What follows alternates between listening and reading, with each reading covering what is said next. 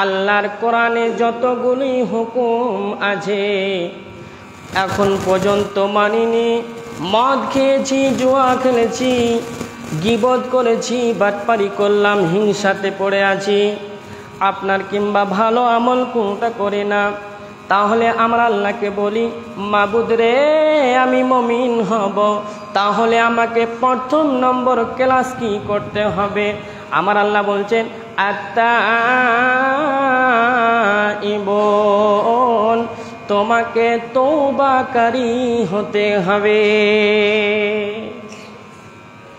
প্রথম নম্বর গুণ হলো তওবা করতে হবে। আল্লাহ দুনিয়াতে অনেক হিংসা, মারামারি, গীবত যুগল করি, কত কি করলাম, তওবা করছি মাবুদ, আর কোনোদিন করব না, বিস্তারিত করব না, এটা জালসা নয়। তাহলে এক নাম্বার তওবাকারী হতে হবে। আত্তাইবুন আত্তাইবুন আল আবিদুন, দ্বিতীয় নম্বর ক্লাস করতে হবে ইবাদতকারী হতে হবে। তিন নাম্বার বলছেন আত্তাইবুন আল আবিদুন আল হামিদুন, প্রশংসাকারী হতে হবে। আমি প্রশংসা করব মানুষের, কিন্তু নিয়াতে থাকবে আল্লাহর সবচেয়ে বেশি প্রশংসা করব। তারপরে বলছেন আত্তাইবুন আল আবিদুন আল হামিদুন আস-সাইহুন, এবং রমজান মাসে রোজা করতে হবে,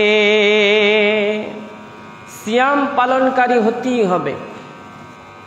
তাহলে চারটি ক্লাস হলো আত্তাইবুন আল আবিদুন আল হামিদুন আস-সাইহুন আর রাকিউন, সাজদা আর রাকিউন, রুকুকারী হতে হবে।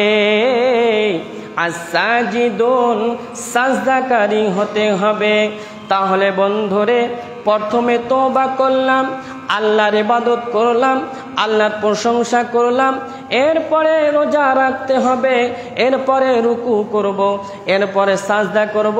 as-sajiduna al-amiruna bil ma'rufi wan-nahuna 'anil munkar, তারপরে বলছেন ভালো কাজের আদেশ করতে হবে এবং মন্দ কাজের নিষেধকারী হতে হবে।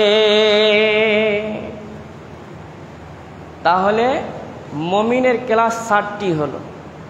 ওয়ান্নাহুনা আনিল মুনকার 8 নাম্বার ক্লাস দেখেন, ওয়াল হাফিজুনা লিহুদুদিল্লাহ। 8 নাম্বার ক্লাস হলো কি? আল্লাহর একটি সীমারেখা আছে বন্ধুরে, সেই সীমারেখার সংরক্ষণকারী হতে হবে। তাহলে বোঝা গেল একটি লোক যদি মনে করে আমি মুমিন হব, মুমিনের ক্লাস করব, তাহলে তাকে এই 8টি ক্লাস করতে হবে। তারপরে বলছেন ওয়াবাশশিরিল মুমিনিন, হে নবী তুমি মুমিনদেরকে সুসংবাদ দাও, মুমিনদেরকে সুসংবাদ দাও, এই কথাটা বললেন। তো মুমিনদেরকে সুসংবাদ দাও, এই কথাটাকে হাতে রাখি না। আচ্ছা বলেন, যে উদাহরণটা দিলাম 420 ছেলেগুলো যদি এখন মনে করে ক্লাসে যাব, ক্লাস করব, মাস্টার হব, তাহলে মানুষ কি ক্লাসে বসলি মাস্টার ডাক্তার হয়ে যাবে? জি ভাই, একটা তো পাগল 8টি ক্লাস বসে বসেও করতে পারবে। তো আমার আল্লাহ বলছেন তোরা এই 8টি কাজ করবি তাতে তোরা মুমিন হয়ে যাবে? এটা কখনো হতে পারবে না, এটা কখনই হবে না। তোমরা যে 8টি কাজ করবে যে মুমিন, আমি মুমিন হয়ে গেলাম, এটা কখনো নয়। এরপরে সূরা হুজরাতে আমার আল্লাহ খুব সুন্দর করে বলেছে তোরা প্রকৃত মুমিন হবি, তাহলে এই গুণগুলোও করতে হবে। এবার আমার আল্লাহ বলছেন বিসমিল্লাহির রহমানির রহিম, ইন্নামাল মুমিনুন, প্রকৃত মুমিন তারাই, আল্লাযীনা আমানু, যারা ঈমান আনবে, আল্লাযীনা আমানু বিল্লাহি, আল্লাহর ওপরে, ওয়া রাসূলিহি, এবং রসুলের ওপরে, আল্লাহ এবং রসুলের ওপরে ঈমান আনার। সুম্মা লাম ইয়ারতাবু, তারা কখনো সন্দেহ করবে না। সুম্মা লাম ইয়ারতাবু ওয়া জাহাদু বিআমওয়ালিহিম ওয়া আনফুসিহিম ফি সাবিলিল্লাহ, তারা করবে কি? সন্দেহ করবে না, সন্দেহ করবে না। এরপরে তারা আল্লাহর রাস্তায় জান দিয়ে, মাল দিয়ে জিহাদ করবে।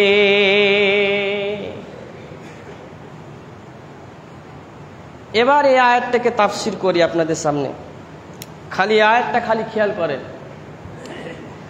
আল্লাহ তাবারক ওয়া তাআলা বললেন, তোমাদেরকে দুটির ওপরে ঈমান আনতে হবে এবং সন্দেহতে পড়িও না।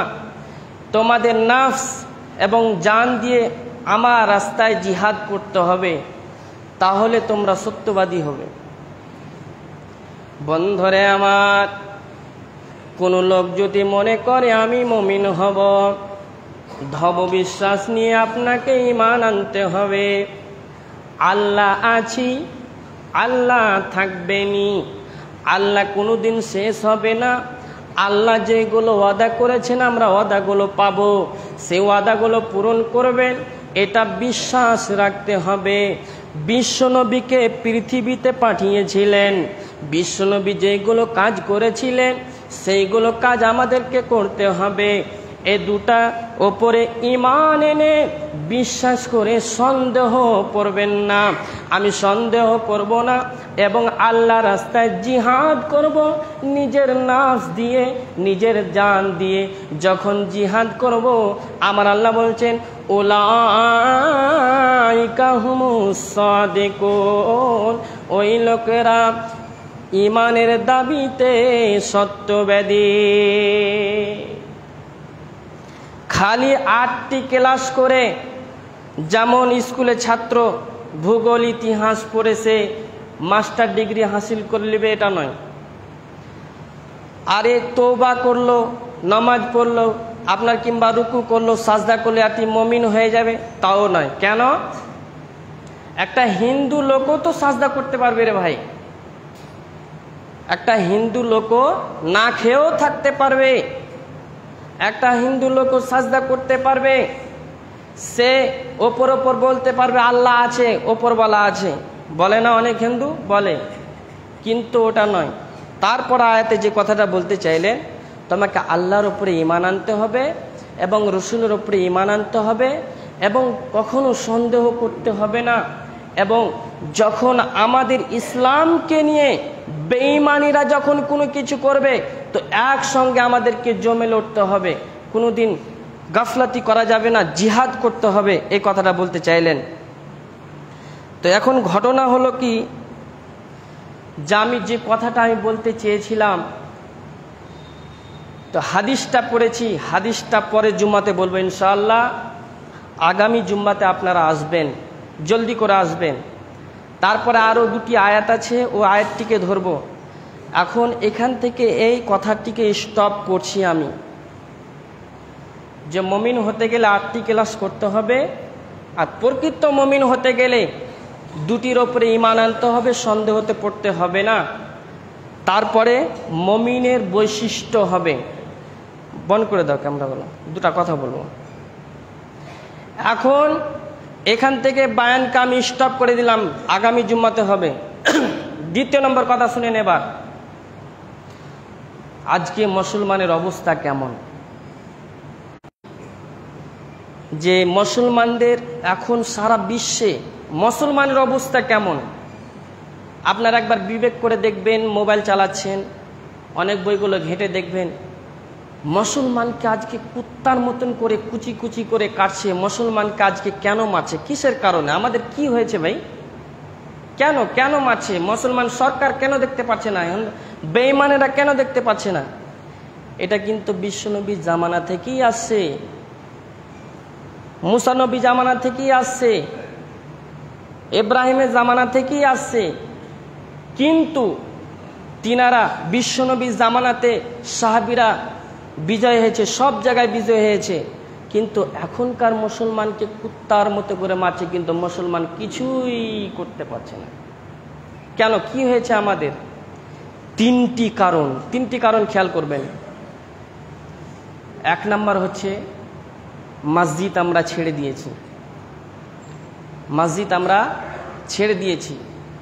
2 নম্বর কারণ আমাদের ঈমান নেই, বেঈমানে এখন আমরা আমল করছি। 3 নম্বর কারণ হলো আমাদের মুসলমানদের ভিতরে এখন হিংসা ঢুকে গেছে। হিংসা যতক্ষণ পর্যন্ত থাকবে, পরলোক লুটে খেয়ে চলে যাবে, কিন্তু কখনো মুসলমান কামিয়াব হতে পারবে না। এবার কিছু কিছু কথা বলবো, আপনারা এগুলো ক্যাচ করবেন। কিছুদিন আগে আমাদের সাহাবা নিয়ে কথাটা হয়েছিল না, যে ইসলামের লোক নয় অন্য লোক তারা দখল করতে চাইছে। যেমন হাজী সাহেবের জমির পাশে পাট্টা, সেটাকেও দখল করতে চাইলো। এখন এইগুলো করছে কেন? আপনাদেরকে পয়েন্টে পয়েন্টে কথাগুলো বলবেন, আপনারা শুনবেন। যদি মনে করেন কি আপনি এইগুলো বলছেন, একটা উদাহরণ দিতে হলে বুঝতে পারবেন।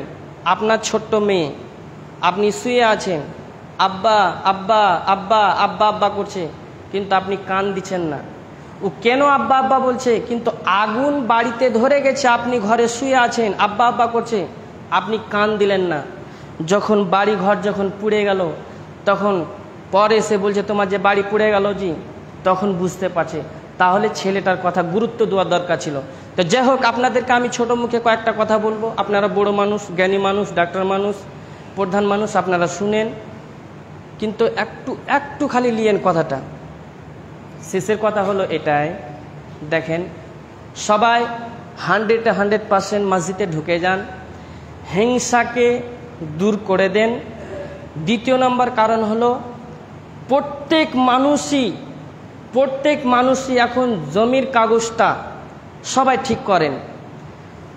এমএলএ যেদিন এখানে হয়, সেদিন আমি ফের মাদ্রাসা রাতে গেলাম, এমএলএর সাথে ওখানে করে গল্প হলো, মানে ওখানকার প্রধান বাবু যিনি আছেন ওখানে করে বসলাম, আমার জাগিরের ভাই।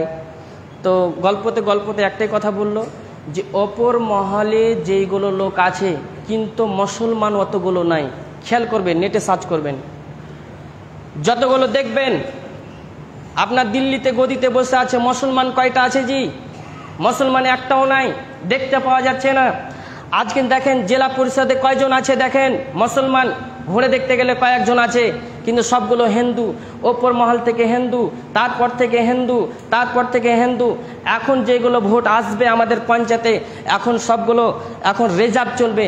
এখন যদি রিজার্ভ যদি চলে আসে, তাহলে প্রধান যদি এখন সাঁতাল হয়ে যায়, তাহলে আমাদের কি অবস্থা হবে?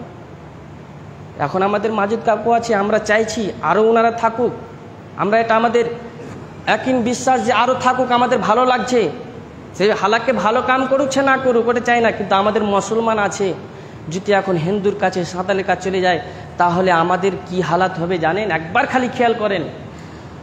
বিশ্বনবী বলেছে মুসলমানের কাছ থেকে, আমাদের উম্মতের কাছ থেকে সবগুলো গদি চলে যাবে, হিন্দুদের কাছে চলে যাবে, আমার মুসলমানকে কুচি কাটা করে কাটবে।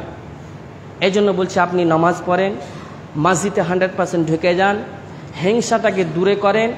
আর যেগুলো আমাদের অবহেলা, রেকর্ড কাগজ, আপনার জমির সব কিছু আপনি ঠিক করেন। আর একটা কথা বলছি, দেখবেন 2027, 28, 29 আস্তে আস্তে মুসলমানকে কি করবে, আমাদের পশ্চিমবাংলাটা কি হবে এটা খেয়াল রেখেছেন? আমরা সবগুলো ক্লাসে শুনতে পাই, কলেজে গিয়েও আমরা এই কথাগুলো শুনতে পাই, কিন্তু আমাদেরকে একটাই কথা বলে, আল্লাহকে রাজি করো, তাহলে আমরা কামিয়াব হয়ে যাব। শেষে আর একটা কথা বলি, সেদিন মাজেদ কাকু আপনার কিংবা কবরস্থানে কথাটা বললেন যে চায়ের দোকানে আলতু ফালতু কোনো কথা বলে যাবে না। আজকে দেখেছেন হিন্দু লোকগুলো একটাও চায়ের দোকানে আপনার